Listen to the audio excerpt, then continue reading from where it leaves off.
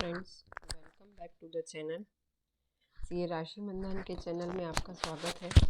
आप सभी कैसे हैं? होप सो बहुत अच्छे होंगे। मैं बता दूं, मैं भी बहुत अच्छी हूं। आज हम करेंगे जो हमारा सेट्स एंड रिलेशन का जो चैप्टर चल रहा है, आज हम स्टार्ट करने वाले। सेट्स हमारा एंड हो चुका था लास्ट लेक्चर में। आज हम स्टार्ट करेंगे रिलेशन से कुछ नई चीज़ें। ठीक है, तो रिलेशन पढ़ने से पहले हमको कुछ चीज़ें, कुछ टर्म्स पढ़ना ज़रूरी है। Ordered pair.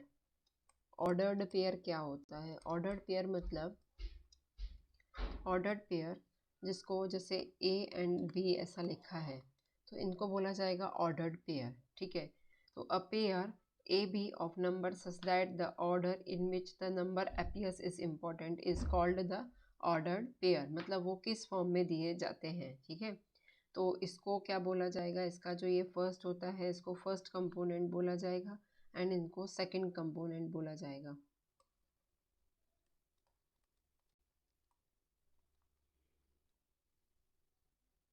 एंड इसको सेकंड कंपोनेंट बोला जाएगा।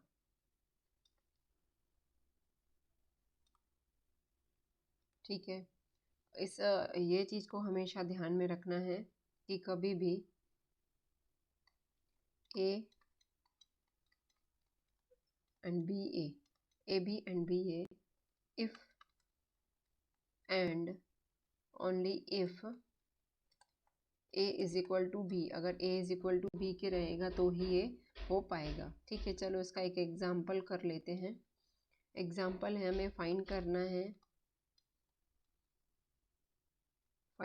है X and Y when x plus 3, 2 and 4, is equal to 4, y minus 3। तो ये अपन को फाइंड करना है। तो सॉल्व करते हैं इसको using the definition of equality of two ordered pairs,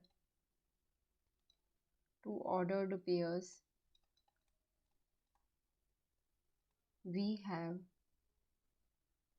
x plus 3, 2 is equal to 4, y minus 3। ठीक है, तो इसको हम क्या करते हैं, x plus 3 is equal to 4 and y minus 3 is equal to 2, x is equal to 1 and y is equal to 5। ठीक है, ये हमारी दो वैल्यूज आ गई। तो हमने ये चीज़ ऑर्डर्ड पेयर यहाँ पे समझ लिया। अभी हम समझने वाले हैं Cartesian product of the two sets.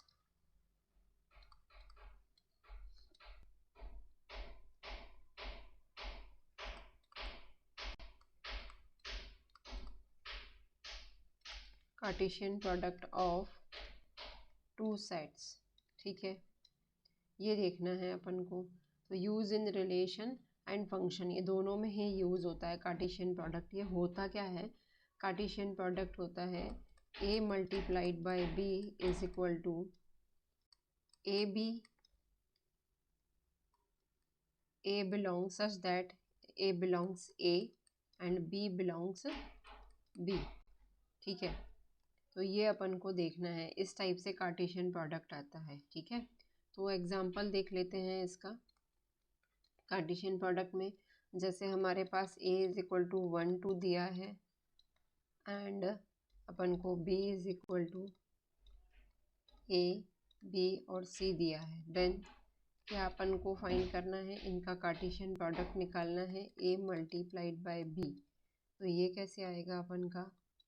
1 multiplied by a, 1 multiplied by b and 1 multiplied by c and 2 multiplied by a, 2 comma a। ये 1 कॉमा a है, मतलब दोनों का जो मल्टीप्लिकेशन हो रहा है 1 comma b 1 comma c, 2 comma a 2 comma b, 2 comma b and 2 comma c। ठीक है, ये हमारा इसका कार्टेशियन प्रोडक्ट फाइंड कर लिया। ऐसे ही अगर हम बी ए फाइंड करेंगे तो पहला प्रोडक्ट जो रहेगा वो पहला एलिमेंट जो रहेगा वो इसका रहेगा एंड सेकंड इसका रहेगा, निकाल सकते हैं। तो यहाँ पे अपन ने ये चीज़ें देख ली। और एक चीज़ और ध्यान रखना है, if A is equal to null set और B is equal to null set, then जो इनका कार्टेशियन प्रोडक्ट आएगा वो भी नल ही आएगा। ठीक है, अब अपन को फाइंड करना है number of elements in the Cartesian product of two finite set, two finite sets. ठीक है, तो ये निकालना है नंबर कितने हैं उसमें कार्टेशियन प्रोडक्ट में, तो ये निकाल जैसे फाइंड आउट करना है number of element in the Cartesian product, तो ये ऐसे आता है। ठीक है, ये जो है ये क्या है, M1 जो है वो number of element in A set and number of element in B set में M2 है। ठीक है, तो इसका एग्जांपल देखेंगे हम एक, जैसे हमारे पास ए है 1 and 3 and B is equal to है 2, 3 and 4। ठीक है, तो number of element in A set है 2 and number of element in set B है 3। ठीक है, तो number of element A multiplied by B कैसे आएगा, 2 मल्टीप्लाइड बाय 3 यानी 6, 2 3 जा 6, तो ये आ गया हमारा ये यहाँ पे नंबर ऑफ एलिमेंट कितने। तो तीन चीज़ें हमने देख ली, सबसे पहले देखा ऑर्डर पेयर होता है क्या, उसके बाद कार्टेशियन प्रोडक्ट देखा, उसके बाद इसमें कितने एलिमेंट होते हैं वो देखा, उसके बाद हमें रिलेशन की डेफिनेशन देखनी है, होता क्या है रिलेशन। ठीक है, तो रिलेशन की डेफिनेशन में फिर होता क्या है relation, if A and B are two non empty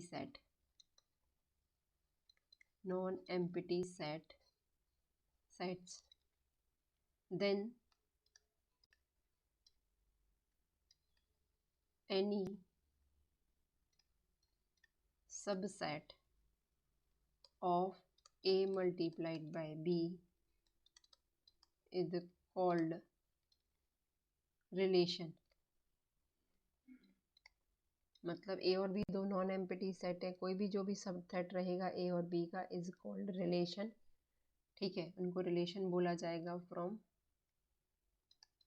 A to be, ए से लेके बी तक को इसको रिलेशन बोला जाएगा and is denoted by capital letters P, Q, R etcetera. ठीक है,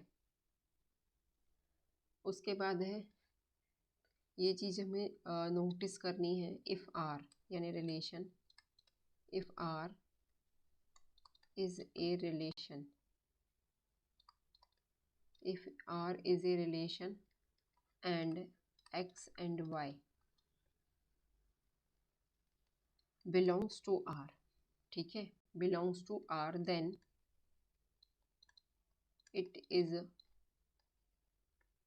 denoted by X R Y.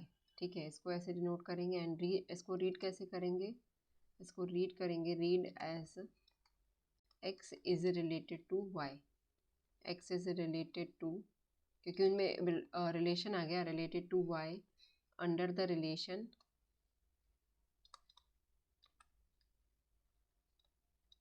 r, और इसको ऐसे भी कर सकते हैं r colon x relate to y। ठीक है, ऐसा भी डिनोट कर सकते हैं। तो जो x रहेगा उसको बोला जाएगा y इज कॉल्ड द, इसको इमेज बोला जाएगा एंड इसको प्री इमेज बोला जाएगा, प्री इमेज बोला जाएगा। ठीक है ना, तो इस टाइप से अपन ने देख लिया। ठीक, अब अपन कुछ चीज़ें देखते हैं, इसका डायग्रामेटिक फॉर्म में देखेंगे। तो डोमेन क्या होता है, को डोमेन क्या होता है, एंड तो सबसे पहले हमें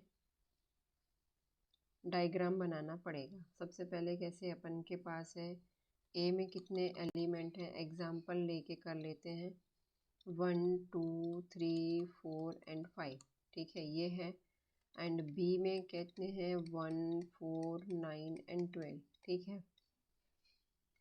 अब अगर हम इनका आर निकाल लेते हैं तो आर आएगा अपन का रिलेशन कितना आएगा, 1 का स्क्वायर 1 रहेगा, एंड 2 का स्क्वायर 4 रहेगा, एंड 3 का स्क्वायर 9 रहेगा। बस इतना ही रहेगा, क्योंकि 4 का स्क्वायर तो 16 होता, तो आगे दिया नहीं है। चलो डायग्रामेटिक फॉर्म में देख लेते हैं। जैसे हम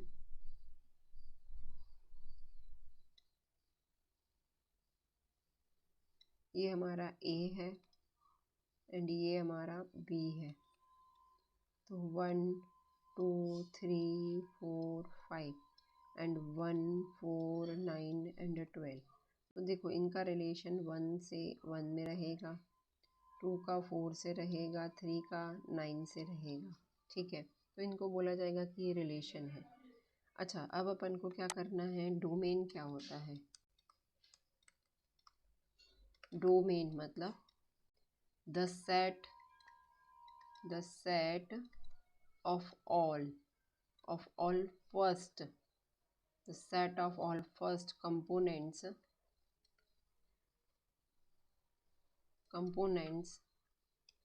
of the ordered pairs in a relation, the relation R is called domain of the relation R।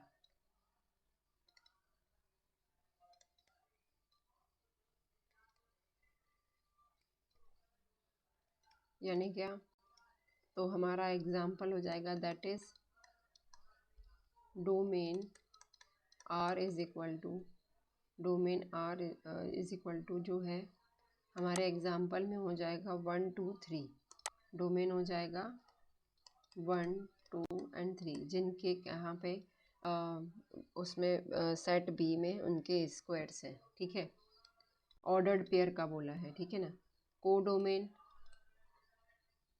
Codomain जो एलिमेंट बी है, if R is a relation from A to B, then set B is called the codomain of the relation R, codomain of the relation R। यानी हमारे इसमें example में जो B है वो है 1 4 9 एंड 12, इसमें पूरे एलिमेंट लेने पड़ते हैं, चाहे उनका स्क्वायर नहीं भी था उधर। उसके बाद रेंज फर्स्ट जो कंपोनेंट होता है वो डोमेन होता है, रेंज जो होता है वो सेकंड कंपोनेंट होता है। The set of all second components of all ordered pairs in a relation R is called the range of the relation।